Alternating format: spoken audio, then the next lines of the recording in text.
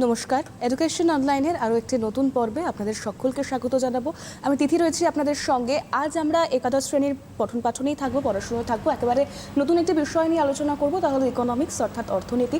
তোমাদের অনেকের কাছেই এই ক্লাসটা নতুন মনে হবে, কারণ ক্লাস 11-এ উঠে যাওয়ার পর থেকে তোমরা সেভাবে তেমন কোনো ক্লাস পাওনি হয়, মানে স্কুলে গিয়ে পঠন পাঠনের জায়গাটা যেহেতু এখন বন্ধ, অনেক স্কুলেই অনলাইন ক্লাসেস হচ্ছে। আমরা অনলাইন ক্লাসেসের মধ্য দিয়ে তোমাদের সঙ্গে থাকার চেষ্টা করছি। তবে আজ মূলত আমরা অর্থনীতিতেই থাকবো, একেবারে প্রথম অধ্যায় থাকবো অর্থনীতির সংজ্ঞা এবং বিষয়বস্তুতে। তবে যিনি পড়াবেন আমাদের সঙ্গে রয়েছেন, তার সাথে একবার পরিচয় করে নেব। শিক্ষিকা লিপিকা বিশ্বাস, লেকটন গার্লস হাই স্কুল। ম্যাডাম, আপনাকে অনেক অনেক স্বাগত। নমস্কার। এবং তার সঙ্গে দাঁড়িয়ে ম্যাম, যেহেতু আমরা একেবারেই ক্লাস 11-এর ফার্স্ট ক্লাসে যাচ্ছি ইকোনমিক্সের, তাই পড়ুয়াদের জন্য আপনি কিছু বলতে চান একেবারে এই বিষয়টা নিয়ে একটা ধারণা তাদের মধ্যে তৈরি করে দেওয়া? হ্যাঁ, ওরা যেহেতু মাধ্যমিক পর্যন্ত এই সাবজেক্টটা আমাদের বোর্ডে পড়ানোই হয় না, ওয়েস্ট বেঙ্গল বোর্ডে, তো 11-এই যেহেতু প্রথম ওরা পড়বে, তো ইকোনমিক্স সম্পর্কে ওরা কিছুই জানে না, সেই বেসিক কনসেপশনটা ওদের আমি আজকে দেবো। বেশ, তাহলে আমরা একটু একটু করে পড়াশোনার দিকে এগোবো। আমাদের কাছে বেশ কয়েকটি প্রশ্ন রয়েছে, অর্থাৎ এই অর্থনীতির বিষয়বস্তু ধারণা চ্যাপ্টার 1 থেকে বেশ কয়েকটি কোয়েশ্চেন ম্যাডাম সিলেক্ট করে এনেছেন, এবং সেই বিষয়ে পড়াতে পড়াতে আমরা প্রশ্নগুলোও তোমাদের দেখাবো। ম্যাম পুরো বিষয়টা বোঝাবেন। তবে দুটো কথা অনুষ্ঠানের শুরুতে তোমাদের বলি, যদি কোনো রকম সমস্যা হয়, অন্য কোনো প্রশ্ন থাকে, জিজ্ঞাসা থাকে এই বিষয়ক, এই অধ্যায় বিষয়ক, তাহলে তোমরা অবশ্যই নির্দ্বিধায় ফোন করতে পারো সরাসরি কথা বলার জন্য। দেখো মেরুন স্ট্রিপে ফোন নাম্বার যাচ্ছে, তোমরা ফোন করো। ম্যাম রয়েছেন, প্রশ্নের উত্তর দেবেন। তবে একটা বিষয় মাথায় রাখবে, যখন ফোন করবে আমাদের সঙ্গে কথা বলবে, তখন টেলিভিশন সেটের ভলিউমটা সম্পূর্ণ মিউট করে ফোনে কথা বলবে। তাহলে চলো আমরা একটু একটু করে পড়াশোনার দিকে এগোই। প্রথমে কোয়েশ্চেনগুলো একবার দেখিয়ে নেব, প্রথম দ্বিতীয় তৃতীয় কি প্রশ্ন রয়েছে আমাদের সঙ্গে, এবং একটা একটা প্রশ্ন মারফত আমরা ম্যামের কাছ থেকে উত্তর নেব, গোটা বিষয়টা পরিষ্কার হয়ে যাবে। প্রথম প্রশ্নই রয়েছে যে অর্থনীতি নিয়ে যেহেতু আমরা আজকে পড়াশুনো করব, তাই অর্থনীতির জনক কে? ম্যাম একেবারে ক্লাসেই ঢুকবো একেবারে সরাসরি। আচ্ছা, ঠিক আছে। আচ্ছা, অর্থনীতির জনক হলেন অ্যাডাম স্মিথ। অর্থাৎ অ্যাডাম স্মিথ সর্বপ্রথম অর্থনীতি বা ইকোনমিক্সের আলোচনা শুরু করেছিলেন, সেই কারণে অ্যাডাম স্মিথকে অর্থনীতির জনক বলা হয়। বেশ, তাহলে তোমরা পেয়ে গেলে প্রথম প্রশ্নের উত্তরটা। সেকেন্ড প্রশ্ন যেটা রয়েছে, অ্যাডাম স্মিথ, এই যে অর্থনীতির জনক অ্যাডাম স্মিথ, তার দেওয়া অর্থনীতির সংজ্ঞা দাও। হ্যাঁ, অর্থনীতিতে অ্যাডাম স্মিথ সম্পদের ওপর বেস করে সংজ্ঞা দিয়েছিলেন।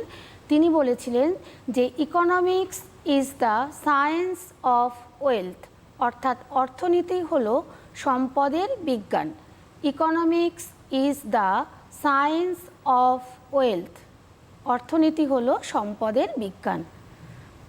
বেশ, তাহলে সেক্ষেত্রে আমরা পরবর্তী প্রশ্নে যাব, তাই তো? 3 নম্বর প্রশ্ন রয়েছে, অ্যাডাম স্মিথ প্রদত্ত সংজ্ঞার সমালোচনা কি? 3 নম্বর প্রশ্ন তোমরা দেখতে পাচ্ছ, একবার দেখে নাও। অ্যাডাম স্মিথ প্রদত্ত সংজ্ঞার সমালোচনা কি?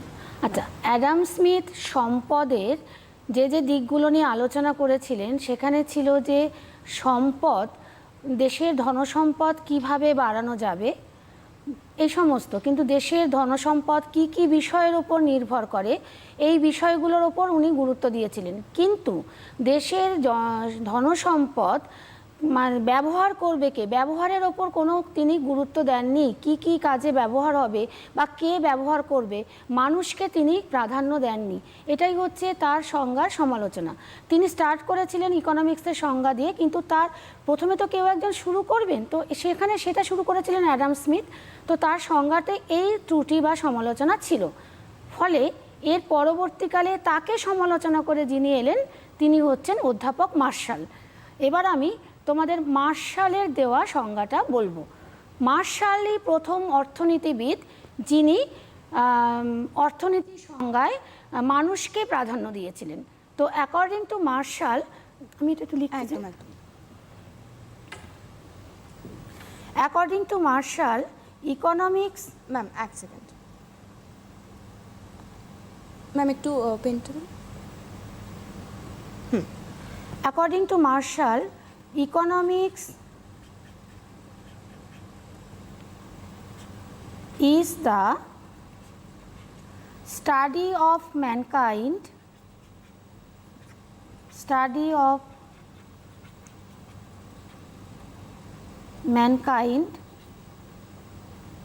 in the ordinary business of life.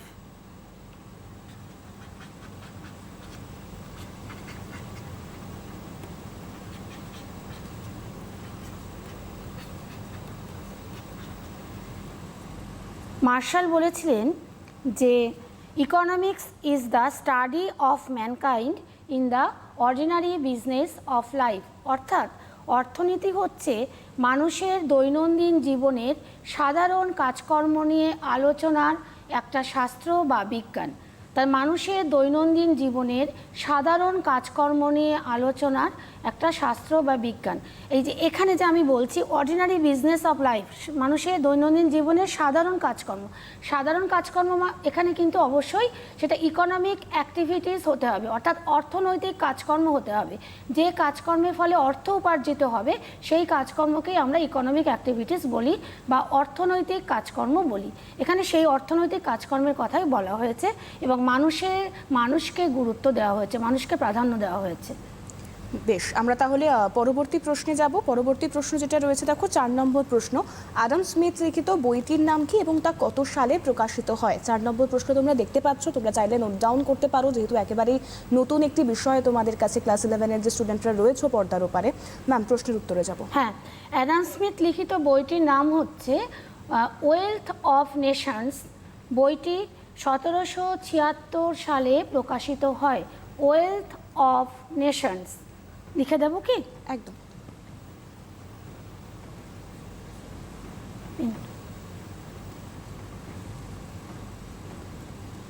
Wealth of Nations 1776।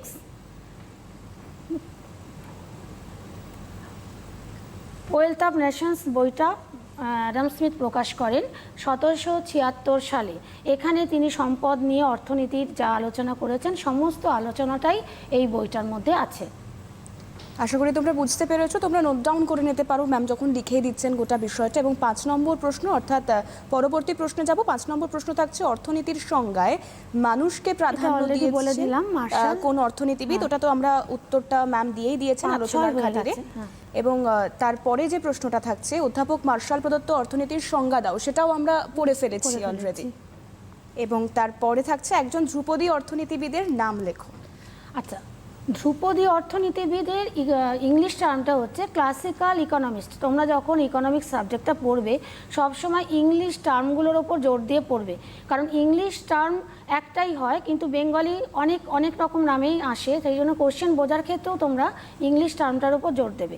ধ্রুপদী অর্থনীতিবিদ হচ্ছে ক্লাসিক্যাল ইকোনমিস্ট, এবং ক্লাসিক্যাল ইকোনমিস্ট মানে শুরুতে যে সমস্ত অর্থনীতিবিদরা অর্থনীতির আলোচনা করেছিলেন তাদেরকে বলা হচ্ছে ক্লাসিক্যাল ইকোনমিস্ট। তো এরকম একজন ইকোনমিস্ট শুরুতে কে ছিলেন? শুরুতে ছিলেন হচ্ছেন অ্যাডাম স্মিথ। অ্যাডাম স্মিথকে ওই জন্য ফাদার অফ ইকোনমিক্স বলা হয়, অর্থনীতির জনক।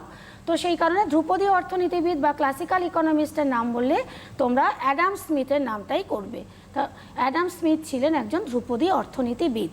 বেশ, পরবর্তী প্রশ্নটাও তোমরা স্ক্রিনে দেখতে পাবে। একজন নয়া ধ্রুপদী অর্থনীতিবিদের নাম কি? পরপর প্রশ্নগুলো দেওয়া হচ্ছে, তোমরা নোট ডাউন করতে পারো, ম্যাম লিখে দিচ্ছেন। এবং তারপরেও যদি কোনো সমস্যা হয় তাহলে তোমরা সরাসরি কথা বলার জন্য ফোন নাম্বার রয়েছে, তোমরা ফোনও করতে পারো। 8 নম্বর প্রশ্ন রয়েছে, একজন নয়া ধ্রুপদী অর্থনীতিবিদের নাম কি? ম্যাম, একজন নয়া ধ্রুপদী অর্থনীতিবিদ মানে ক্লাসিক্যাল ইকোনমিস্টের পরবর্তী পর্যায়ে যে সমস্ত ইকোনমিস্টরা এসেছিলেন।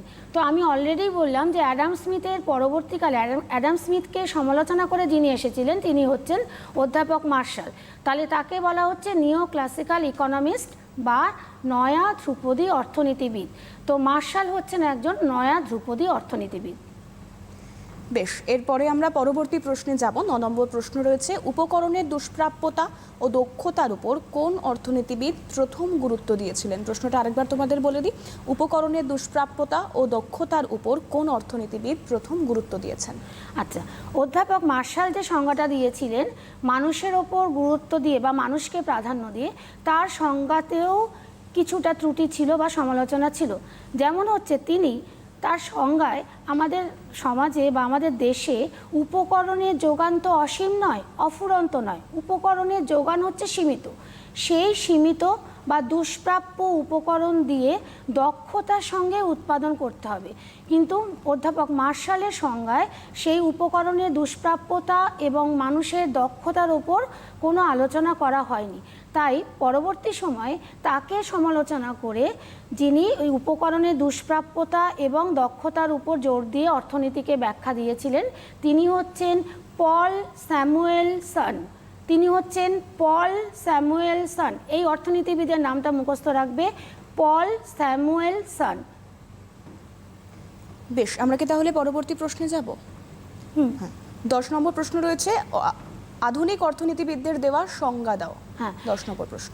তো এইভাবে আমরা দেখলাম যে অর্থনীতির জন্ম যখন হলো তখন অ্যাডাম স্মিথ সংজ্ঞা দিলেন, তারপরে বিভিন্ন সময় অনেক সংজ্ঞা অর্থনীতির দেওয়া হয়েছে। এইভাবে সংজ্ঞা দিতে দিতে আধুনিক যুগে এখন যে সংজ্ঞাটা দেওয়া হচ্ছে, according to modern economist, economics is the study of production within market relations. Economics, একটু লিখি। একদম। Economics is the study of production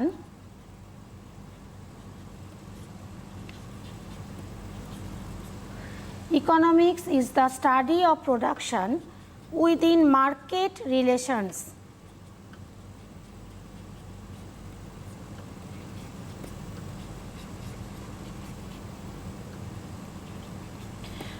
তো মডার্ন ইকোনমিস্টের মতে economics is the study of production within market relations. এটা তোমাদের আমি বুঝিয়ে দিচ্ছি যে আধুনিক অর্থনীতিবিদদের মতে ইকোনমিক্স হচ্ছে একটা আলোচনার শাস্ত্র। সেটা কি নিয়ে না, মার্কেট মানে বাজার সম্পর্কের ভিত্তিতে উৎপাদন নিয়ে আলোচনার শাস্ত্র হচ্ছে অর্থনীতি। বাজার সম্পর্কের ভিত্তিতে উৎপাদন নিয়ে আলোচনার একটা শাস্ত্র হচ্ছে অর্থনীতি। তো market relations within market relations হচ্ছে স্টাডি অফ প্রোডাকশন, অর্থাৎ প্রোডাকশনকে আলোচনা করা হচ্ছে মার্কেট রিলেশনের ভিত্তিতে। তাই জন্য বলা হলো বাজার সম্পর্কের ভিত্তিতে উৎপাদন নিয়ে আলোচনার শাস্ত্র বা বিজ্ঞান হলো অর্থনীতি। বেশ, আমরা তবে পরবর্তী প্রশ্নে যাব এবং এর মাঝে যদি তোমাদের কোনো প্রশ্ন থাকে তোমরা অবশ্যই সে প্রশ্ন করতে পারো। এবং পরবর্তী প্রশ্ন যেটা রয়েছে 11 নম্বর প্রশ্ন, সামাজিক কাজ ও সামাজিক প্রতিষ্ঠান কাকে বলছে?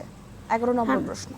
সামাজিক কাজ হচ্ছে এরপরে আমি অর্থনীতির যে সংজ্ঞাটায় আসবো, বা অর্থনীতি এখন বর্তমানে অর্থনীতিকে সমাজবিজ্ঞান বলা হয়। তো অর্থনীতিকে কেন সমাজবিজ্ঞান বলা হয় সেই আলোচনায় আসার আগে তোমাদের দুটো বিষয়ে জানতে হবে। সেটা হচ্ছে সামাজিক কাজ অর্থাৎ সোশ্যাল অ্যাক্টিভিটি কাকে বলে, এবং সামাজিক প্রতিষ্ঠান অর্থাৎ সোশ্যাল ইনস্টিটিউশন বা অর্গানাইজেশন কাকে বলে। সেটা হচ্ছে সামাজিক কাজ হচ্ছে যে কাজ ঐতিহাসিক বিবর্তনের পথে ব্যক্তি নিরপেক্ষ প্রথায় গড়ে ওঠে, সেই কাজকে আমরা বলি সামাজিক কাজ। আই রিপিট, যে কাজ ঐতিহাসিক বিবর্তনের পথে ব্যক্তি নিরপেক্ষ প্রথায় গড়ে ওঠে। ব্যক্তি নিরপেক্ষ প্রথা মানে যে ব্যক্তির ইচ্ছা অনিচ্ছার উপর নির্ভর করবে না, ব্যক্তি নিরপেক্ষ প্রথায় গড়ে উঠবে। আর ঐতিহাসিক বিবর্তনের পথে মানে আজকে হঠাৎ করে কাজটা উদ্ভব হলো তা নয়, এটা অনেক আগে থেকেই ছিল, সেটা বিবর্তিত হতে হতে বর্তমানে একটা রূপ নিয়েছে, সেই জন্য সেটাকে বলা হচ্ছে ঐতিহাসিক বিবর্তনের পথে। এবার সেখানে আমরা ফর এক্সাম্পল বলতে পারি উৎপাদন হচ্ছে এরকম একটা সামাজিক কাজ। এবার উৎপাদন কেন একটা সামাজিক কাজ, তো সেটা তোমাদের আমি একটু ব্যাখ্যা দিই। যে ধরো উৎপাদন আগেও হতো, যদি আমি কৃষিক্ষেত্রে উৎপাদনের কথা ধরি তাহলে আমরা দেখতে পাই যে কৃষিক্ষেত্রে আগে কি ছিল, লাঙল আর বলদের সাহায্যে শুধু উৎপাদন করা হতো। কিন্তু এখন আমরা কি দেখতে পাই যে কৃষিতে আধুনিক প্রযুক্তি ব্যবহার করা হচ্ছে, অর্থাৎ এখানে ট্রাক্টরের সাহায্যে চাষ করা হচ্ছে, বিভিন্ন স্প্রেয়ার দিয়ে কীটনাশকগুলো স্প্রে করা হচ্ছে। তাহলে বিভিন্ন রকমের আধুনিক যন্ত্রপাতি প্রয়োগ করে বর্তমানে কৃষিকাজ করা হচ্ছে। তাহলে আজকের দিনে যে কৃষিকাজকে আমরা দেখতে পাচ্ছি, কৃষিক্ষেত্রে যে উৎপাদনকে আমরা দেখতে পাচ্ছি, সেটা কিন্তু হঠাৎ করে আসেনি, আগে থেকেই বিবর্তিত হতে হতে বর্তমানে এখন একটা রূপ নিয়েছে। সেটা হলো কৃষিক্ষেত্রে উৎপাদন। আমরা যদি শিল্পক্ষেত্রে উৎপাদনের কথা চিন্তা করি তাহলেও আমরা দেখব যে প্রথমে আমরা কি দেখেছি যে কুটির শিল্প, একদম ঘরের মধ্যে ঘরের মেম্বারদেরকে নিয়ে সামান্য হয়তো কিছু যন্ত্রপাতি প্রয়োগ করে সেখানে আমাদের কুটির শিল্প গড়ে উঠেছিল। তো সেখান থেকে সেই কুটির শিল্পর কনসেপশনটাকে উন্নত হতে হতে হতে হতে এখন আমরা কি দেখছি যে বৃহদায়তন কারখানায় বৃহদায়তন মাত্রায় আধুনিক প্রযুক্তির সাহায্যে আধুনিক যন্ত্রপাতির সাহায্যে বৃহৎ মাত্রায় উৎপাদন করা হচ্ছে। তাহলে শিল্পক্ষেত্রেও যে উৎপাদন হচ্ছে সেটাও কিন্তু একদিনে আজকের এই রূপটা, আজকের বর্তমান যুগের এই রূপটা সেই আসেনি, সেটাও ঐতিহাসিক বিবর্তনের পথে বিবর্তিত হতে হতেই আজকের এই রূপটা পাচ্ছি। সেই কারণে আমরা বলতে পারি যে উৎপাদন হলো একটা সামাজিক কাজ। বেশ, সেক্ষেত্রে কি ম্যাম আমরা পরবর্তী প্রশ্নে যাব? 12 নম্বর প্রশ্ন যদি কিছু জিজ্ঞাসা না থাকে তাহলে অবশ্যই পরবর্তী প্রশ্নে আমরা যাব। যদি তোমাদের কিছু জিজ্ঞাসা থাকে তোমরা অবশ্যই ফোন করতে পারো, সরাসরি কথা বলার জন্য ফোন নম্বর রয়েছে, তোমরা ফোন করো, তোমাদের প্রশ্নের উত্তরও ম্যাম দেবেন। পরবর্তী প্রশ্ন রয়েছে, আধুনিক যুগে বৃহত্তম সামাজিক প্রতিষ্ঠানের নাম কি? 12 নম্বর প্রশ্ন দেখো, আধুনিক যুগে বৃহত্তম সামাজিক প্রতিষ্ঠানের নাম কি? আধুনিক যুগে বৃহত্তর সামাজিক প্রতিষ্ঠান হলো বাজার, মার্কেট। কেন কেন আর বাজারকে আমি একটা সামাজিক প্রতিষ্ঠান বলছি? সেটা হচ্ছে যে বাজার মানে কি? বাজার মানে হচ্ছে ক্রেতা বিক্রেতার মধ্যে সম্পর্ক। অর্থনীতিতে কিন্তু বাজার মানে কোনো একটা নির্দিষ্ট স্থানকে বোঝানো হয় না, যেটা আমরা সাধারণ অর্থে বাজার বলতে কোনো একটা নির্দিষ্ট স্থানকে বোঝাই, সেটা কিন্তু নয়। অর্থনীতিতে বাজার বলতে ক্রেতা ও বিক্রেতার সম্পর্ককে বলা হয়। যেমন আগে ক্রেতা বিক্রেতার মধ্যে সম্পর্ক ছিল, তখন ছিল দ্রব্য বিনিময় প্রথা। একটা দ্রব্যের বিনিময়ে মানুষ আর একটা দ্রব্য পেত, তো দ্রব্য বিনিময় প্রথার সাহায্যে বাজার চলতো। কিন্তু সে দ্রব্য বিনিময় প্রথার অনেক রকম অসুবিধা ছিল, দুটো অভাবের সমাপতন হতে হতো, তবে কিনা একজনের দ্রব্যের সঙ্গে আরেকজনের দ্রব্যের বিনিময় ঘটানো যেত। তো এই রকম অসুবিধার মধ্যে দিয়েও সে দ্রব্য বিনিময় প্রথার মাধ্যমে বাজার চলতে চলতে বর্তমান যুগে সেই বাজারটা অর্থের বিনিময়ের মাধ্যমে ঘটছে। অর্থাৎ ক্রেতা বিক্রেতার মধ্যে যে সম্পর্কটা সেটা হচ্ছে অর্থের বিনিময়। অর্থের বিনিময়ে বিক্রেতা দ্রব্য বিক্রি করবে এবং অর্থ দিয়ে ক্রেতা কিনবে, এটাই হচ্ছে বাজার। তাহলে আমরা বলতে পারছি যে বাজার হচ্ছে একটা সামাজিক প্রতিষ্ঠান এবং বর্তমান যুগে বৃহত্তম সামাজিক প্রতিষ্ঠান হলো বাজার। বেশ, তবে আমরা 13 নম্বর প্রশ্নে যাব। ম্যাম একটু আগেই বলছিল যে অর্থনীতিকে সমাজবিজ্ঞান বলা হয়, এবং সেক্ষেত্রে দাঁড়িয়ে 13 নম্বর প্রশ্নটাও সেটাই থাকছে যে অর্থনীতিকে সমাজবিজ্ঞান বলা হয় কেন? হ্যাঁ, অর্থনীতি, economics is a social science, অর্থাৎ সমাজ বিজ্ঞান। অর্থনীতি হলো সমাজ বিজ্ঞান, economics is a social science. Note করবে এটা সবাই যে সমাজ বিজ্ঞান, এটা ভাইটাল কোশ্চেন, মানে আলোচনা, যে অর্থনীতি হলো সমাজ বিজ্ঞান। কেন অর্থনীতিকে সমাজ বিজ্ঞান বলছি? তো আমরা প্রথমে আমি আগেই বলেছি যে অর্থনীতির প্রধান কাজ হচ্ছে উৎপাদন নিয়ে আলোচনা করা। আবার উৎপাদন একটা সামাজিক কাজ, সেটাও আমি ব্যাখ্যা দিয়েছি যে উৎপাদন কেন সামাজিক কাজ বা সোশ্যাল অ্যাক্টিভিটি, সেটা আমি বলেছি। এইবার এই উৎপাদন, এই সামাজিক কাজটার সঙ্গে যুক্ত রয়েছে যে প্রতিষ্ঠান, সেটা হচ্ছে বাজার। অঙ্গাঙ্গিভাবে জড়িত রয়েছে যে প্রতিষ্ঠান, সেটা হচ্ছে বাজার। কেন বাজার অঙ্গাঙ্গিভাবে জড়িত আছে? কারণ উৎপাদনের জন্য যে উপকরণগুলো লাগে, মানে ফ্যাক্টরস অফ প্রোডাকশান যেগুলো লাগে, সেগুলো আমরা বাজার থেকে, যারা উৎপাদন করছে সেই উৎপাদক বাজার থেকে কিনে আনছে, আবার উৎপাদিত দ্রব্যগুলোকেও বিক্রি করছে সেই বাজারে গিয়ে। অতএব তাহলে বাজার হচ্ছে উৎপাদনের সঙ্গে অঙ্গাঙ্গিভাবে জড়িত। তাহলে বাজার একটা সামাজিক প্রতিষ্ঠান, আমি আগেই বলেছি বৃহত্তম সামাজিক প্রতিষ্ঠান হচ্ছে বাজার। তাই যে শাস্ত্র বা যে বিজ্ঞান বা যে বিষয় এই সামাজিক কাজ অর্থাৎ উৎপাদন এবং সামাজিক সম্পর্ক বা প্রতিষ্ঠান অর্থাৎ বাজার নিয়ে আলোচনা করে, তাহলে তাকে আমি অবশ্যই সমাজবিজ্ঞান বলবো। তো এই কারণে অর্থনীতিকে সমাজবিজ্ঞান বা সোশ্যাল সায়েন্স বলা হয়। বেশ, আমরা পরবর্তী প্রশ্নে যাব। অর্থনৈতিক কাজকর্ম, অনর্থনৈতিক কাজকর্ম কি? হ্যাঁ, অর্থনৈতিক কাজকর্ম আমি অলরেডি আগে একটু বলেছি যে মানুষের কাজকর্ম, যেটা মানুষকে প্রাধান্য দিয়ে মানুষের স্বাভাবিক কাজকর্মের কথাগুলো বলেছিলেন, সেখানে কিন্তু স্বাভাবিক কাজকর্ম, সাধারণ কাজকর্ম মানে ইকোনমিক অ্যাক্টিভিটিস, অর্থাৎ যে অ্যাক্টিভিটিসের ফলে অর্থ উপার্জিত হয় তাকে বলা হয় হচ্ছে অর্থনৈতিক কাজকর্ম, ইকোনমিক অ্যাক্টিভিটিস, আর হচ্ছে অন অর্থনৈতিক কাজকর্ম অর্থাৎ নন ইকোনমিক অ্যাক্টিভিটিস। সেগুলো হচ্ছে যে কাজকর্ম মানুষ তার সন্তুষ্টির জন্য, আত্মসন্তুষ্টির জন্য করে থাকে, যার বিনিময়ে অর্থ পাওয়া যায় না, তাকে আমরা বলবো অন অর্থনৈতিক কাজকর্ম। এবার তোমাদের যদি আমি একটা এক্সাম্পল দিই তাহলে ভালো বুঝতে পারবে।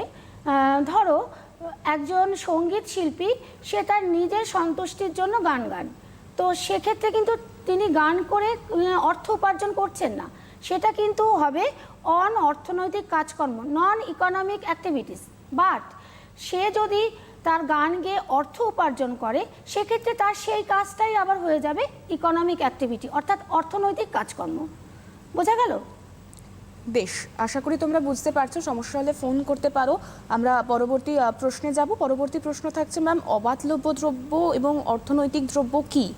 হ্যাঁ, অবাধলব্য দ্রব্য হচ্ছে যেগুলো প্রকৃতি প্রদত্ত দ্রব্য, অর্থাৎ যেগুলোর যোগান অসীম এবং যেগুলো অর্থের বিনিময়ে কিনতে হয় না। যেমন এই অবাধলব্য দ্রব্যকে ইংলিশে বলা হয় ফ্রি গুডস। তাহলে এই ফ্রি গুডস হচ্ছে প্রকৃতি প্রদত্ত গুডস এবং এগুলোর জন্য কোনো অর্থ লাগে না, যেমন হচ্ছে সূর্যের আলো, বাতাস ইত্যাদি, এগুলো হচ্ছে অবাধলব্য দ্রব্য। তবে আমাদের ইকোনমিক্সের আলোচনায় আমরা নর্মালি এই অবাধ দ্রব্য বা ফ্রি গুডস নিয়ে কিন্তু আমরা আলোচনা করি না। আমরা যে দ্রব্য নিয়ে আলোচনা করি সেটা হচ্ছে ইকোনমিক গুডস বা অর্থনৈতিক দ্রব্য। সেই অর্থনৈতিক দ্রব্য কি না, যে দ্রব্য ক্রেতা অর্থের বিনিময়ে কেনে বা ভোগী অর্থের বিনিময়ে কেনে। যেমন ধরো আমরা পোশাক পরিচ্ছদ, খাদ্যদ্রব্য, এগুলো কি করি, আমরা অর্থের বিনিময়ে কিনি। তাহলে এই দ্রব্যগুলো যেগুলো অর্থের বিনিময়ে পাওয়া যায় সেগুলো হচ্ছে অর্থনৈতিক দ্রব্য। এবং এখানে আরও একটা বলি যে এই অর্থনৈতিক দ্রব্যগুলোর যোগান কিন্তু অসীম নয়। যেমন প্রকৃতি প্রদত্ত দ্রব্যের এই আলো, বাতাস ইত্যাদির যোগান অসীম, কিন্তু এই অর্থনৈতিক দ্রব্যের যোগান কিন্তু অসীম বা সীমাহীন নয়। বেশ, পরবর্তী প্রশ্ন থাকছে 16 নম্বর প্রশ্ন, উৎপাদন কাকে বলছে? পরবর্তী প্রশ্নটা দেখো, উৎপাদন কাকে বলে? উৎপাদন বা প্রোডাকশন, উৎপাদনের ইংলিশ টার্মটা হচ্ছে প্রোডাকশন। এবার উৎপাদন কাকে বলে যদি আমি বলি, তাহলে সেক্ষেত্রে উৎপাদনের দুটো সংজ্ঞা আছে। একদম শুরুতে যারা দিয়েছিলেন ক্লাসিক্যাল ইকোনমিস্টরা, তাদের সংজ্ঞাকে আমি বলবো ধ্রুপদী সংজ্ঞা। আর তারপরে যে অর্থনীতিবিদরা দিয়েছিলেন সেটা হচ্ছে নয়া ধ্রুপদী সংজ্ঞা বা নিও ক্লাসিক্যাল ইকোনমিস্টের দেওয়া সংজ্ঞা। এবার ক্লাসিক্যাল ইকোনমিস্ট বা ধ্রুপদী অর্থনীতিবিদরা যে সংজ্ঞা দিয়েছিলেন সেই সংজ্ঞাটা আমি লিখছি, তারপরে আমি তোমাদেরকে বোঝাচ্ছি। এটা ইরেজ করে দিই।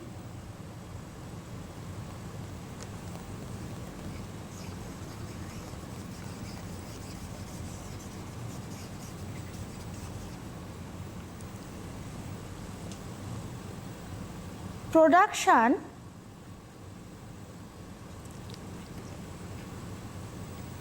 is a social activity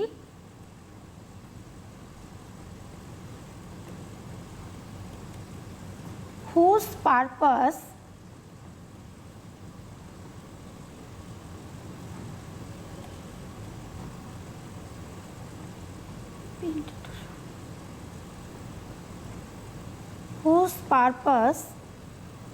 is to change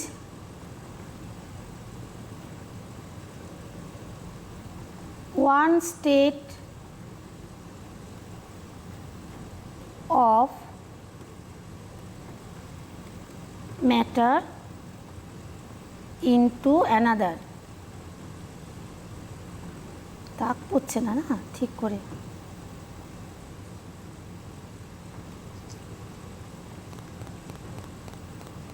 কি লিখলাম?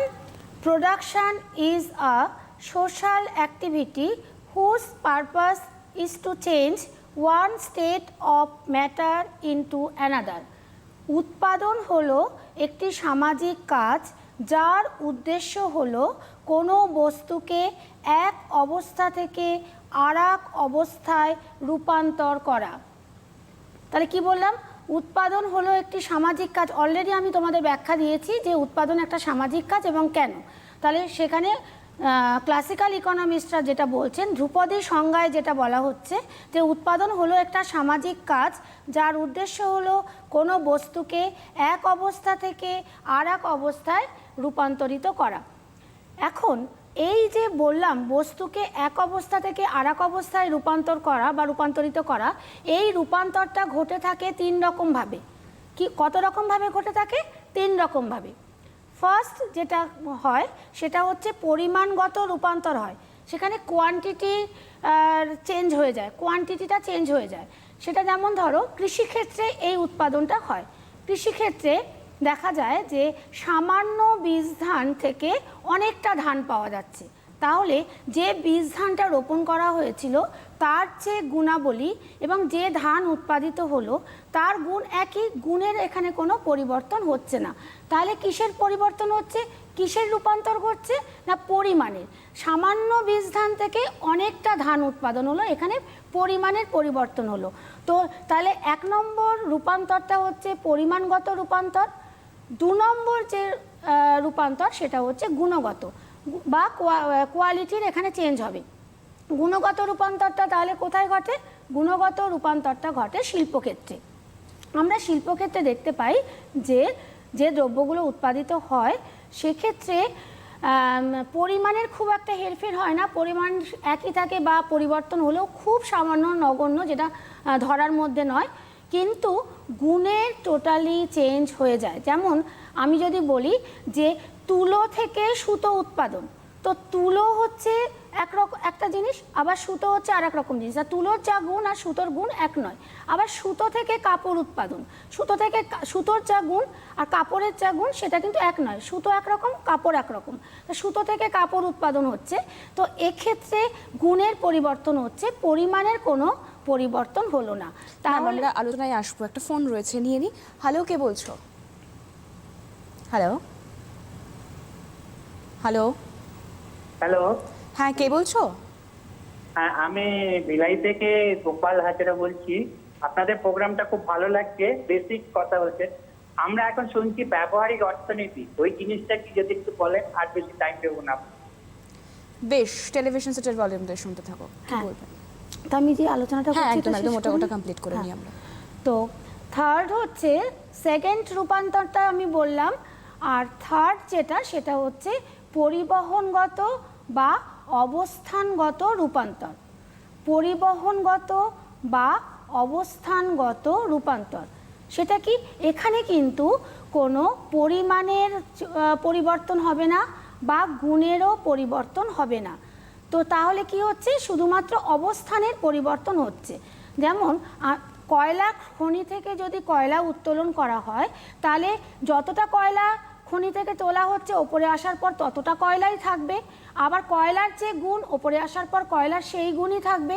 তাহলে এখানে কোনো পরিবহন মানে পরিমাণেরও কোনো পরিবর্তন হচ্ছে না বা গুণেরও কোনো পরিবর্তন হচ্ছে না, শুধুমাত্র অবস্থানের পরিবর্তন ঘটলো। তাহলে এই যে রূপান্তরটা ঘটলো এটাকে আমি বলছি পরিবহনগত বা অবস্থানগত রূপান্তর। বেশ, তাহলে সেক্ষেত্রে ম্যাম যে ফোন করেছিল ব্যবহারিক অর্থনীতি জানতে চাইছে। হ্যাঁ, ব্যবহারিক অর্থনীতি এখন আমাদের অ্যাকর্ডিং টু মডার্ন ইকোনমিস্ট তারা বলছেন যে economics is what economist do, অর্থাৎ অর্থনীতি হলো অর্থনীতিবিদরা যা কিছু করছেন তাই হচ্ছে অর্থনীতি। তো ব্যবহারিক অর্থনীতি হিসাবে আমরাও আমাদের দৈনন্দিন জীবনে যে সোশ্যাল মানে ইকোনমিক অ্যাক্টিভিটিসগুলো করছি সেইগুলোই হচ্ছে ব্যবহারিক অর্থনীতি। তো যেমন হচ্ছে কোনো মানুষ বাড়িতে বসে যদি নিজেও কোনো উৎপাদন করে সেটা যদি বিক্রির জন্য করে সেটাও তার ব্যবহারিক অর্থনীতির মধ্যেই পড়বে, মানে অর্থ উপার্জনের জন্য। ধরুন কেউ একজন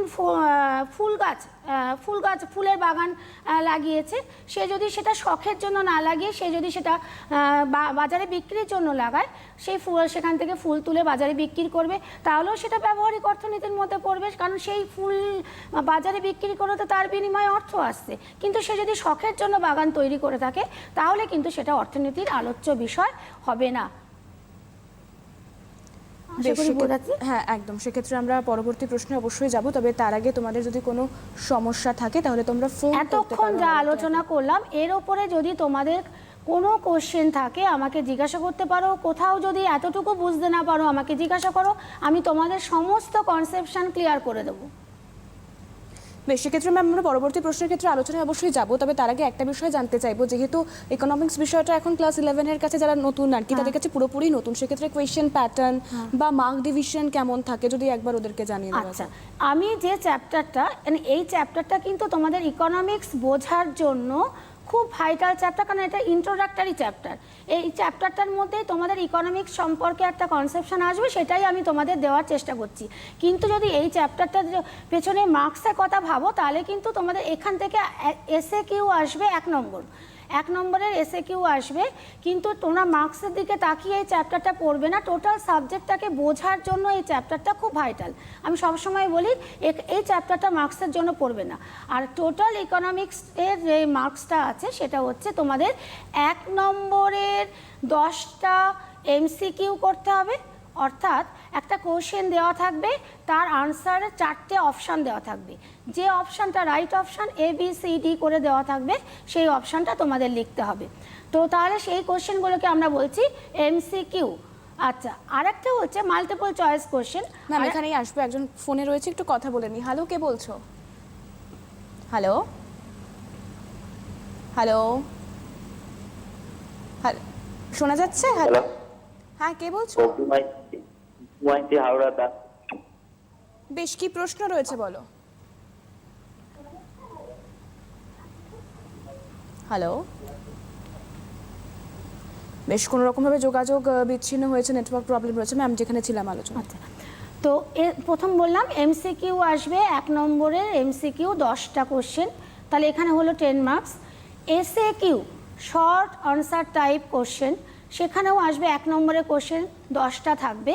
এই 1 নম্বরের কোশ্চেনের মধ্যে আমি বলছি ফিল ইন দ্য ব্ল্যাঙ্কস হতে পারে, 1 ওয়ার্ড আনসার হতে পারে, বা একটা স্টেটমেন্ট দিয়ে দিল সেটা ট্রু না ফলস সেটা হতে পারে। তো এইভাবে এসএ কিউ সেও 1 নম্বরে থাকবে 10টা কোশ্চেন, তাহলে 10 মার্কস প্লাস 10 মার্কস হলো কত? 20 মার্কস। এবার আসবে 2 নম্বরের কোশ্চেন 10টা 2 মার্কসের কোশ্চেন। এই 1 নম্বরের কোশ্চেনের ক্ষেত্রে কোনো ডায়াগ্রাম দেওয়ার দরকার নেই, 2 মার্কসের কোশ্চেনের ক্ষেত্রেও দেওয়ার দরকার নেই, যদি না কোশ্চেনে কোনো ডায়াগ্রাম উল্লেখ করতে বলে। যদি ডায়াগ্রাম উল্লেখ করতে না বলে তাহলে দেবে না, শুধু আনসার লিখবে। যদি ডায়াগ্রাম চায় তখন দেবে। এই 2 মার্কসের কোশ্চেনে 10টা কোশ্চেন থাকবে, তাহলে টোটাল হলো 2 মার্কসের কোশ্চেন 20 মার্কস, আর আগের 20 হলো 40। আর হচ্ছে 40 মার্কস 8টা 5 মার্কসের কোশ্চেন থাকবে। 8টা 5 মার্কসের কোশ্চেন থাকছে, 5 × 8 হচ্ছে 40, তাহলে 40 আর 40 80 মার্কস হলো। বাকি রইল 20 মার্কস। এই 20 মার্কস হচ্ছে ইকোনমিক্সের প্রজেক্ট করতে হবে তোমাদের। প্রজেক্টের জন্য 20 মার্কস আছে, কোনো একটা টপিকের ওপর যে স্কুল যেভাবে প্রজেক্ট করাবেন। এটা একটা ফিল্ড ওয়ার্কও হয়, ফিল্ড ওয়ার্ক করে তোমরা সেখান থেকে ডেটা কালেক্ট করে নিয়ে এসে লিখবে। তো এইভাবে যেমনভাবে তোমাদের স্কুলের টিচার গাইড করবে তোমরা সেইভাবে প্রজেক্টটা করবে। প্রজেক্ট ওয়ার্কের ওপর আছে 20 মার্কস। তোমরা যদি টোটালি ফিল্ডে গিয়ে প্রজেক্ট করো তাহলে তোমরা প্রাইমারি ডেটা কালেক্ট করবে, প্রাইমারি ডেটার সাহায্যে তোমরা প্রজেক্টগুলো লিখবে, মানে লেখাগুলো লিখবে। আর যদি তোমরা কোনো ফিল্ডে না যাও সেক্ষেত্রেও তোমরা প্রজেক্ট করতে পারো সেকেন্ডারি ডেটা দিয়ে, অর্থাৎ আগে কোথাও সেই ডেটাটা পাবলিশড হয়েছিল তোমরা সেখান থেকে কালেক্ট করে তবে তোমরা সেই প্রজেক্টটাকে সাজাচ্ছ। তাহলে প্রজেক্ট ওয়ার্কের জন্য 20 মার্কস। বেশ, আরও একজন ফোনে রয়েছেন, কথা বলবো। হ্যালো, কে বলছো? হ্যালো, আমি শুভমিত্রা মিত্র বলছি, বিরাটি কলাবাগান থেকে। ম্যাম বলছিলাম অবাধলভ্য যে দ্রব্যটা ওটা যদি কাইন্ডলি আরেকটু যদি বলেন তাহলে বেশ ভালো। বেশ, তুমি টেলিভিশন সেটের ভলিউম দিয়ে শুনতে থাকো, ম্যাম বলবেন। ম্যাম বলি তাহলে? হ্যাঁ, একদম। আচ্ছা, অবাধলভ্য হচ্ছে ফ্রি গুডস। ফ্রি গুডস হচ্ছে প্রকৃতি যে দ্রব্যগুলোকে দিয়েছে, প্রকৃতি প্রদত্ত উপকরণ বলতে পারো। যেমন আমি বললাম সূর্যের আলো, বাতাস, এগুলো কি? এগুলো হচ্ছে ফ্রি গুডস। এগুলো কি আমরা কিনি? আমরা সূর্যের আলোটা কি কিনছি? অর্থের বিনিময়ে কিনছি? নয়। তো এইগুলো হচ্ছে ফ্রি গুডস বা অবাধলভ্য দ্রব্য। বেশ, আশা করি তুমি ফোন করেছিলে বিরাটি কলাবাগান থেকে, আশা করি তুমি তোমার প্রশ্নের উত্তর পেয়ে গিয়েছো। আমরা তাহলে পরবর্তী প্রশ্নে যাব। ম্যাম, উৎপাদন কাকে বলে সেটা তো বলা হয়ে গিয়েছে, হ্যাঁ, উৎপাদনের উপকরণ বা উপাদান এটা বলি। হ্যাঁ, একদম। আচ্ছা, উৎপাদনের জন্য কিছু উপকরণ বা উপাদান লাগে, সেটাকে আমরা বলি factors of production. Factors of production অর্থাৎ উৎপাদনের জন্য যে উপাদান বা উপকরণগুলো প্রয়োজন হয়। এখন এই ফ্যাক্টরস অফ প্রোডাকশন হচ্ছে 4 প্রকার। আমি একটু বোর্ডে লিখছি। একদম ম্যাম, এক মিনিট।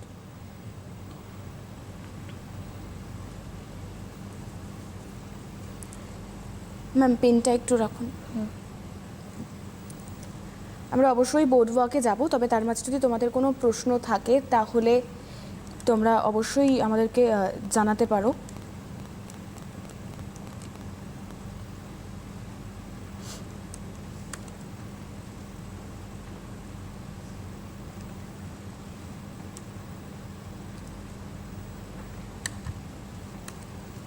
এবং সেক্ষেত্রে দাঁড়িয়ে আমরা অবশ্যই ম্যাম আমরা আলোচনা করতে থাকি, তারপর আস্তে আস্তে বোর্ড ওয়ার্কে যাবো। একদম ঠিক আছে, তাহলে ফ্যাক্টরস অফ প্রোডাকশান 4 প্রকার। একটা হচ্ছে ল্যান্ড, সিরিয়ালি তোমরা নাম্বারগুলো লেখো, নোট করো। 1 নম্বরে দেবে ল্যান্ড বা জমি, 2 নম্বর লেবার বা শ্রম, 3 নম্বর ক্যাপিটাল বা মূলধন, 4 নম্বর হচ্ছে সংগঠন বা উদ্যোক্তা অর্গানাইজেশন। তাহলে এইভাবে সিরিয়ালি 1 নম্বর, 2 নম্বর, 3 নম্বর, 4 নম্বর, সিরিয়ালটা যেন চেঞ্জ না হয়, কারণ তোমাদের কোশ্চেন থাকে যে উৎপাদনের, ধরো কোশ্চেন এলো উৎপাদনের তৃতীয় উপাদান কোনটি। এবার যদি তোমরা সিরিয়ালি উপাদানগুলোকে না মুখস্থ করো তাহলে তৃতীয় উপাদান কোনটা তাহলে ভুল হয়ে যাবে, সেই কারণে তোমরা সিরিয়ালি পড়বে। তাহলে আমি কি বললাম, 1 নম্বর ল্যান্ড মানে জমি, 2 নম্বর লেবার মানে শ্রম, 3 নম্বর ক্যাপিটাল মানে মূলধন, 4 নম্বর অর্গানাইজেশন অর্থাৎ বাংলা হচ্ছে সংগঠন বা উদ্যোক্তা। এই 4টে উপকরণ। আচ্ছা, নেক্সট কোশ্চেনে আমি যাচ্ছি যে প্রথম আমি কি বললাম, প্রথম উপকরণটা কি বললাম, ল্যান্ড। ল্যান্ড মানে জমি। জমি কাকে বলে? আমরা সাধারণ অর্থে, অর্থনীতির কথা ভুলে যাও, ধরো সাধারণ অর্থে আমরা জমি বলতে কি বুঝি? সাধারণ অর্থে আমরা জমি বলতে বুঝি যে মাটিকে, মৃত্তিকা। কিন্তু অর্থনীতিতে জমি শব্দটা ব্যাপক অর্থে ব্যবহৃত হয়। অর্থনীতিতে জমি বলতে বোঝানো হয় প্রকৃতি প্রদত্ত যে কোনো উপকরণকে জমি বলা হয়। তাহলে প্রকৃতি প্রদত্ত যে কোনো উপকরণকে জমি বলা হচ্ছে, তাহলে মৃত্তিকা যেমন জমির মধ্যে পড়বে, পাহাড়, পর্বত, নদী, সমুদ্র, সমস্ত কিছু হচ্ছে, বা বন জঙ্গল, এগুলো সব কিছুই হচ্ছে জমির মধ্যে পড়বে। তার শুধুমাত্র মৃত্তিকা নয়, অর্থনীতিতে জমি বলতে প্রকৃতি প্রদত্ত সমস্ত উপকরণকে বোঝানো হবে। বেশ, আমরা তাহলে পরবর্তী প্রশ্নে যাব। জমি কাকে বলে এবং এর গুরুত্বপূর্ণ বৈশিষ্ট্য তো আমরা পড়েই ফেললাম, না, গুরুত্বপূর্ণ বৈশিষ্ট্যতে যাব। জমি কাকে বলে সেটুকু জানলাম। আচ্ছা, এর অনেক বৈশিষ্ট্য আছে। তোমাদের ইম্পর্টেন্ট কিছু, আমি তো 1 ঘন্টার আলোচনায় এসেছি, সমস্তটা এখন বলা সম্ভব নয়। তো ইম্পর্টেন্ট কিছু বৈশিষ্ট্য যেগুলো তোমাদের মনে রাখতেই হবে সেগুলোতে আমি বলছি। তো প্রথম বৈশিষ্ট্য যেটা আমি বলবো সেটা হচ্ছে যে প্রথমেই বলেছি জমি প্রকৃতি প্রদত্ত, অর্থাৎ তাহলে প্রথম বৈশিষ্ট্যটা হবে জমি হলো প্রাকৃতিক উপাদান। এটা দিয়ে তোমাদের কোশ্চেন আসে যে জমি কি ধরনের উপাদান, তোমাদের তখন লিখতে হবে জমি প্রাকৃতিক উপাদান। সেকেন্ড যে বৈশিষ্ট্য সেটা হচ্ছে জমির উৎপাদন ব্যয় নেই। জমি যেহেতু প্রকৃতি প্রদত্ত তাই জন্য জমির কোনো উৎপাদন ব্যয় নেই। থার্ড যে বৈশিষ্ট্য সেটা হচ্ছে জমির গতিশীলতা বা স্থানান্তর যোগ্যতা নেই। জমির গতিশীলতা বা স্থানান্তর যোগ্যতা নেই। গতিশীলতা বা স্থানান্তর যোগ্যতা মানে কি বোঝায়? যে জমিকে এক স্থান থেকে আর এক স্থানে নিয়ে যাওয়া যায় না, তাই জন্য বলা হচ্ছে যে জমির স্থানান্তর যোগ্যতা বা গতিশীলতা এই বৈশিষ্ট্যটা নেই। আর একটা বলা যায় যে জমির ক্ষেত্রে ক্রমহ্রাসমান উৎপাদন বিধি কার্যকর হয়। এটা তোমাদের কাছে একটু জটিল লাগবে, তবু আমি বুঝিয়ে দিচ্ছি ব্যাপারটা। এটা নিয়ে পরেও চ্যাপ্টারে ডিটেলসে আলোচনা আছে। ক্রমহ্রাসমান উৎপাদন বিধি কার্যকর হয়, যেহেতু এই বিধিটা আর কোনো উপাদানের ক্ষেত্রে কার্যকর হয় না, তাই এখানে একটু আমি বোঝাবো ক্রমহ্রাসমান উৎপাদন বিধিটা কি। সেটা হচ্ছে অধ্যাপক মার্শাল এই বিধির কথা উল্লেখ করেছিলেন, এবং সেটা হচ্ছে যে একটা নির্দিষ্ট পরিমাণ জমিতে যদি ক্রমাগতভাবে শ্রম, মূলধন ইত্যাদি প্রয়োগ করা হয় তাহলে দেখা যাবে যে প্রথম দিকে মোট উৎপাদন যে হারে বৃদ্ধি পাবে, পরের দিকে সেই উৎপাদন বৃদ্ধির হারটা কমে যাবে। এটাই হচ্ছে ক্রমহ্রাসমান উৎপাদন বিধি। বেশ, এবং সেক্ষেত্রে আমরা পরবর্তী প্রশ্নে যাব, এবং পরবর্তী প্রশ্ন যেটা ছিল সেটা হলো শ্রম কাকে বলছি আমরা, তাই তো? উৎপাদনের সেকেন্ড উপাদানটা হচ্ছে শ্রম। শ্রম বলতে অর্থনীতিতে আমরা শুধুমাত্র শারীরিক শ্রমটাকেই বোঝাই না, শারীরিক এবং মানসিক উভয় প্রকার শ্রমকেই বোঝাই। যে শারীরিক এবং মানসিক যে প্রকার শ্রমই হোক না কেন, সেটা যদি অর্থের বিনিময়ে দেওয়া হয় তাহলে সেই শ্রমকে আমরা বলবো, মানে সেই পরিশ্রমকে আমরা বলবো শ্রম অর্থনীতিতে। যেমন মা সন্তান পালন করে, সেক্ষেত্রে মা যে শ্রমটা দিচ্ছে সেটা কিন্তু অর্থনীতিতে শ্রম বলবো না। কিন্তু সেই মায়ের সন্তান পালনের কাজ যদি অন্য কাউকে অর্থের বিনিময়ে অন্য কাউকে দিয়ে করিয়ে নেওয়া হয়, সেক্ষেত্রে তিনি যে শ্রমটা দিচ্ছেন সেটাকে আমরা অর্থনীতিতে শ্রম বলবো। বেশ, এবং তার পাশাপাশি আরও একটি প্রশ্ন রয়েছে যে গুরুত্বপূর্ণ বৈশিষ্ট্য কি? হ্যাঁ, শ্রম হচ্ছে, আমরা জমিতে দেখলাম জমি হচ্ছে প্রাকৃতিক উপাদান, শ্রম কিন্তু প্রাকৃতিক উপাদান নয়। তোমরা সবসময় কম্পেয়ার করে করে পড়বে একটার সাথে আর একটার পার্থক্যগুলো কী থাকছে। শ্রম হচ্ছে মানবিক উপাদান। আচ্ছা, শ্রম পুনরায় উৎপাদনযোগ্য, জমি কিন্তু পুনরায় উৎপাদনযোগ্য নয়, শ্রম কিন্তু পুনরায় উৎপাদনযোগ্য। অর্থাৎ শ্রমিক শ্রম দিতে দিতে একসময় ক্লান্ত হয়ে পড়ে, তারপরে আর শ্রম দেওয়ার ক্ষমতা থাকে না। কিন্তু শ্রমিক যদি একটু বিশ্রাম নেয় বা যদি একটু ভালো খাওয়া দাওয়া করে, আবার কিছুক্ষণ পরে আবার শ্রম দিতে পারে। তাই জন্য বলা হয় যে শ্রম পুনরুৎপাদনযোগ্য। এবং শ্রমিককে এক স্থান থেকে আর এক স্থানে স্থানান্তর করা যায়, অর্থাৎ এই শ্রম হচ্ছে স্থানান্তরযোগ্য। এই কয়েকটা ইম্পর্টেন্ট বৈশিষ্ট্য তোমাদের বললাম, এগুলো মনে রেখো। সময়টাও শেষ হয়ে আসছে, আমাকে এখন আরো অনেক কিছু বোঝাতে হবে। আমরা পরবর্তী প্রশ্নে যাব। মূলধন কি এবং অর্থ কি? মূলধন প্রশ্নটা তোমরা দেখতে পাচ্ছ, দেখো 21 নম্বর প্রশ্ন রয়েছে। হ্যাঁ, মূলধন হচ্ছে উৎপাদনের তৃতীয় উপাদান। আর মূলধন বা ক্যাপিটাল হচ্ছে যে উপাদান নিজে একবার উৎপাদিত হয়ে পুনরায় উৎপাদনের কাজে সাহায্য করে, তাকে আমরা বলবো মূলধন।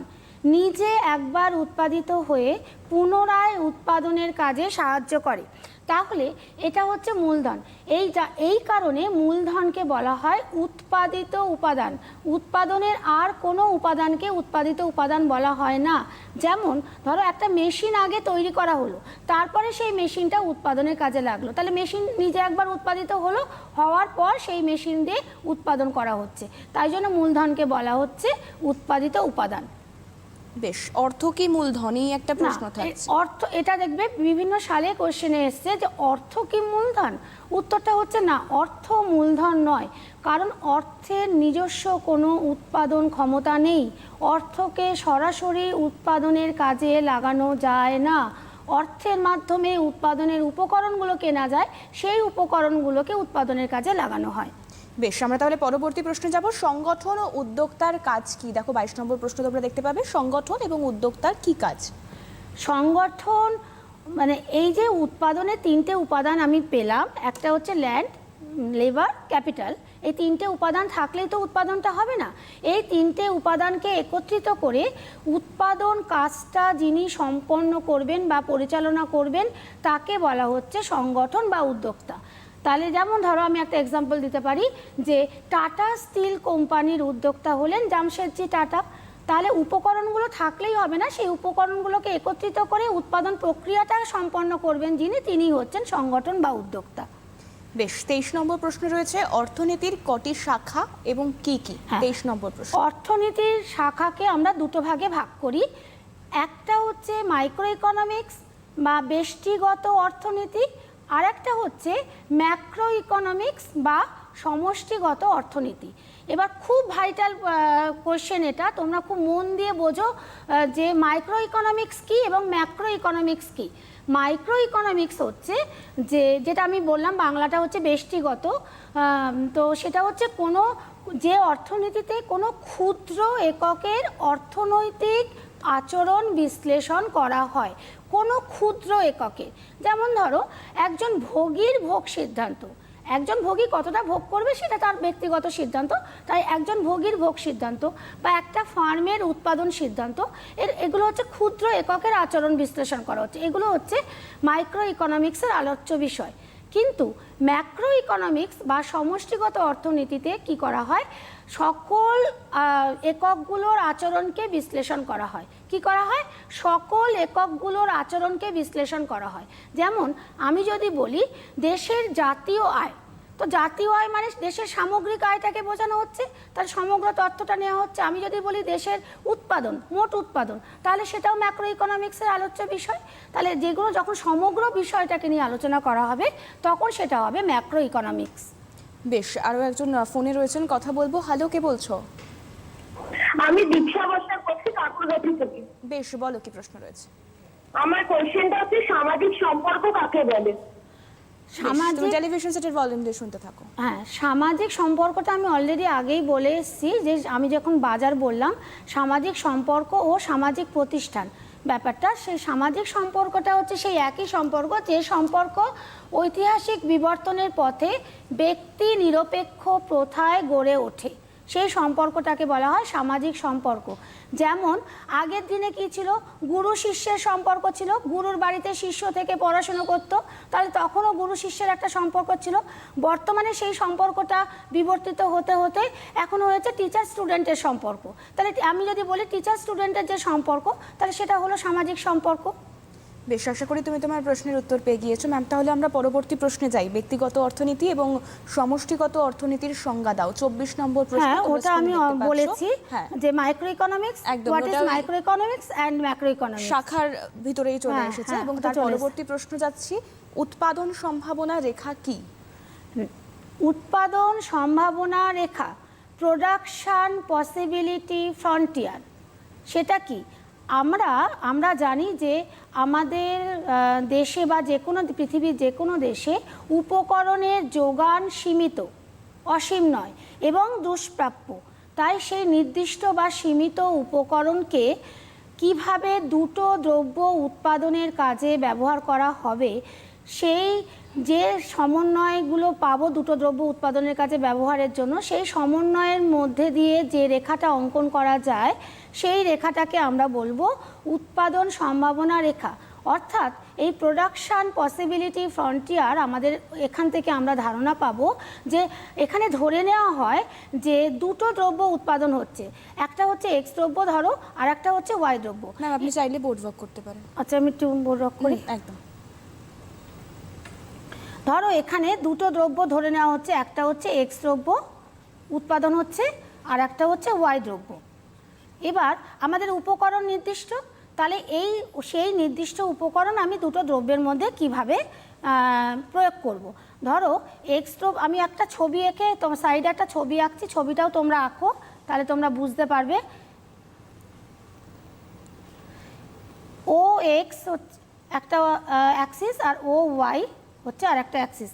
ও এক্স অক্ষে আমি নির্দেশ করছি এক্স দ্রব্যকে, আর ও ওয়াই অক্ষে আমি নির্দেশ করছি ওয়াই দ্রব্যকে।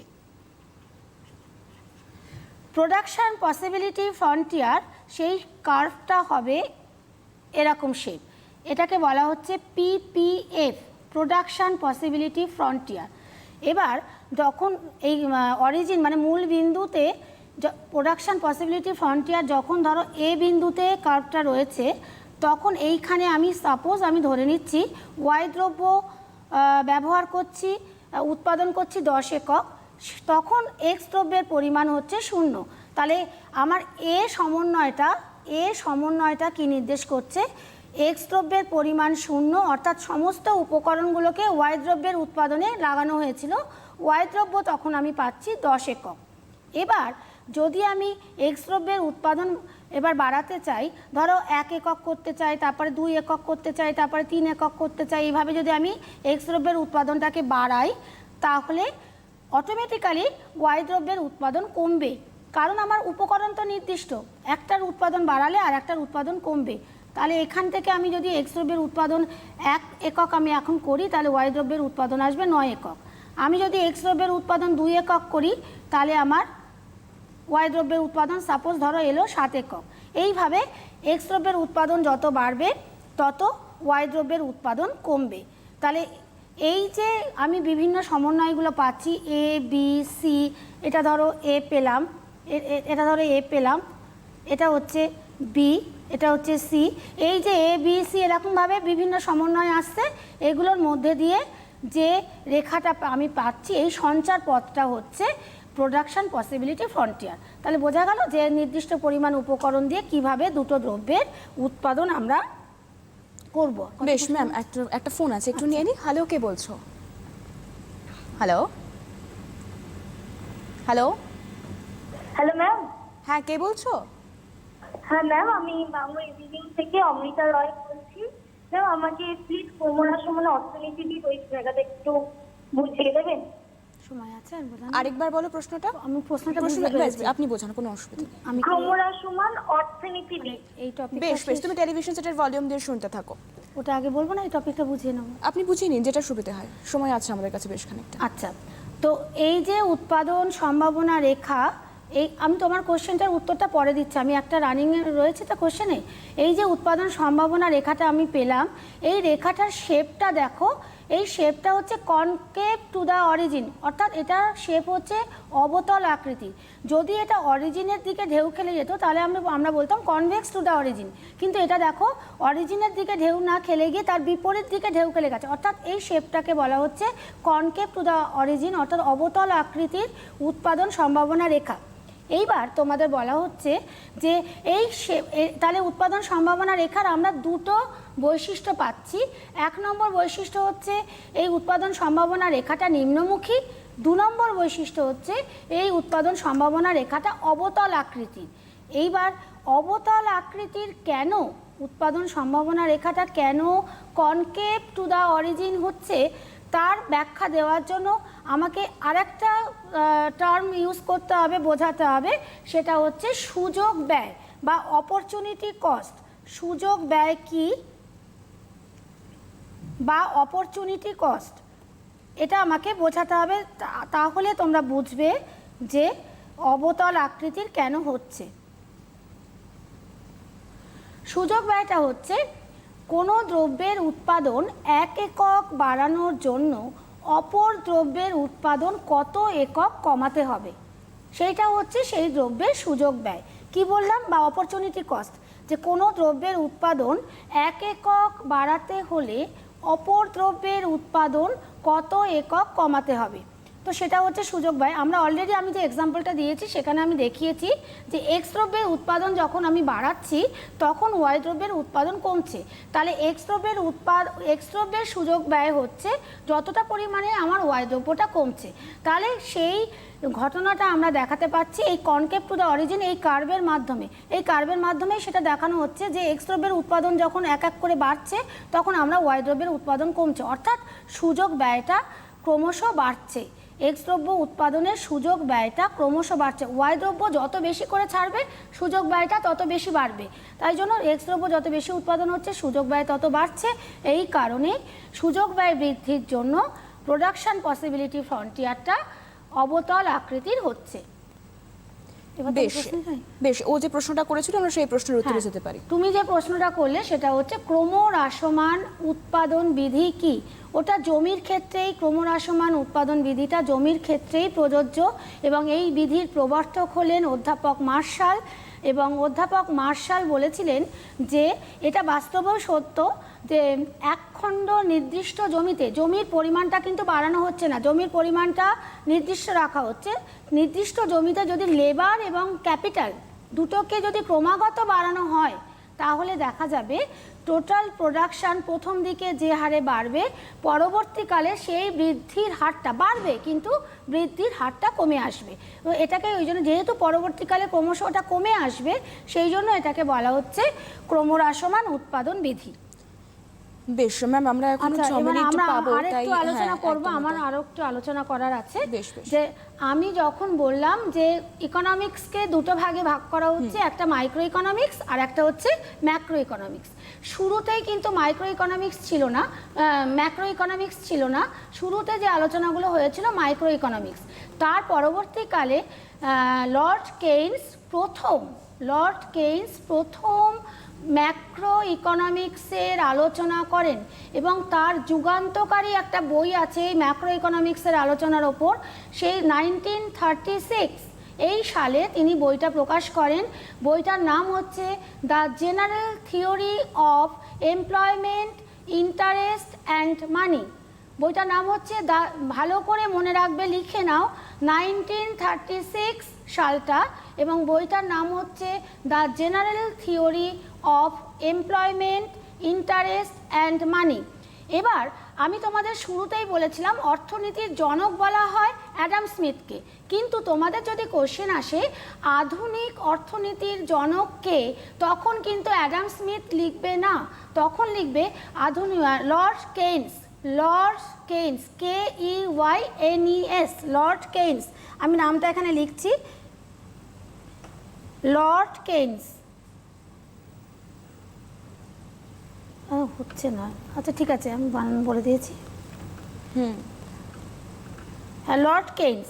এবার কথা হচ্ছে কেন লর্ড কেইনসকে আধুনিক অর্থনীতির জনক বলা হয়। লর্ড কেইনসই সর্বপ্রথম ম্যাক্রো ইকোনমিক্স অর্থাৎ সমষ্টিগত অর্থনীতির আলোচনা শুরু করেন।